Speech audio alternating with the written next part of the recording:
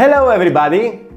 This time we'll see the book Emotional Intelligence by Daniel Goleman. Daniel Goleman is a psychologist who received his PhD from Harvard, was a science reporter for the New York Times, was nominated for the Pulitzer Prize and awarded by the American Psychological Association. He's best known for this book, which he wrote in 1995 and became a bestseller in many countries. Before we start, if you like the content of this channel, push some of the buttons that you see under the video.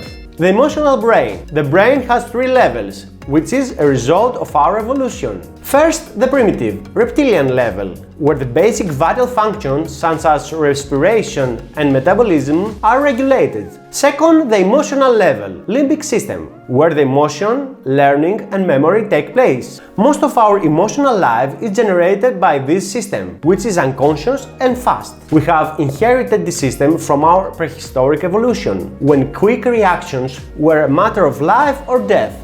Third, the neocortex, the basis of higher thinking and planning. It enriches the emotional life and acts as a thermostat, reducing the signals we receive from the emotional system. So practically, we have two brains, one that thinks slowly and one that thinks fast. In most cases, they work in coordination, and one helps the other to make decisions. But when emotions are very strong, they limit our ability to think. In emotional outbursts, the limbic center recruits the rest of the brain before the neocortex reacts and operates autonomously. Then, we try to realize what's gotten into us.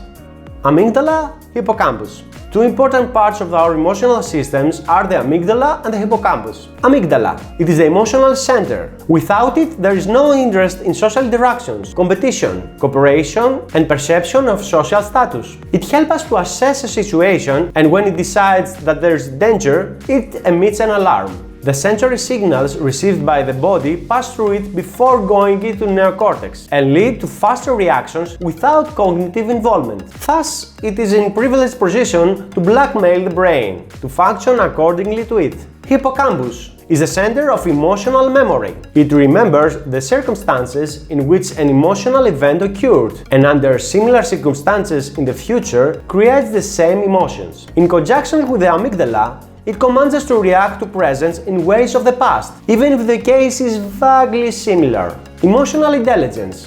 The basic characteristics of emotional intelligence are the recognition of emotion at the time it is created and its causes. Women are better in this area. The control of emotions, the ability to have self-control, it is the basis of character and moral judgments. The goal is balance, the appropriate emotion and its expression, not emotional repression. Finding motivation for ourselves, important ability to cope with everyday tasks and to success in life. Empathy, the capacity to understand other people, their feelings, what motivates them and how we can work with them. The key to empathy is the ability to read non-verbal communication. It requires calmness and receptivity. The root of altruism lies in empathy. If we don't have a sense of the other's needs, we can't care for them. The management of human relations, settlement of disputes, and smooth interactions. Emotional intelligence plays a more important role in life than IQ, but it can be measured by tests. Influence of emotions. When you're under the influence of an emotion, you can receive information contrary to it. Someone who is slightly angry, for example from their job or a movie they have seen, it is more prone to get more angry. Challenge your initial thoughts when you are angry and upset and try to have fun to reverse the mood or find a way to distract yourself from what's bothering you. Our emotional states affect us to such an extent that it even regulates our immune system. Emotions are contagious from person to person, like a virus, with non-verbal cues. The mood of the most expressive person is transferred to the most passive. The windows of opportunity. In the first years of a person's life, the drafts of his emotional lives are created through interactions. The influence of the parents on the emotional life of the child and his expectation for his social life are very important. It is important to educate a child to be sociable and to have positive expectations. Social incapacity is a self-fulfilling prophecy and leads it to do the same things that have proved ineffective in the past. Finally, emotional disorders lead more easily to addictions. People seek peace and short-term pleasure feelings in exchange for the constant decomposition of their life.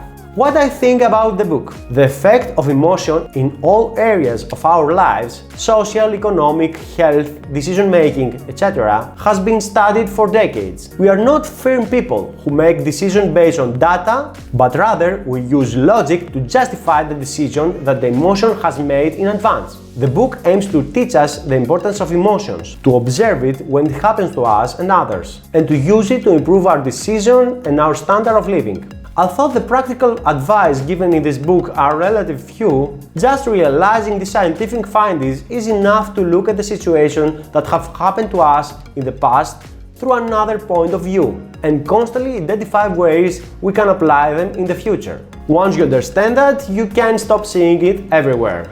Also, empathy is not just about how to get better results in a field or whether we will gain something, but it is the basis of the essential connection with the people around us, the creation of sincere relationships, and the core of what makes us humans. My overall rating for the book is 3.6 stars.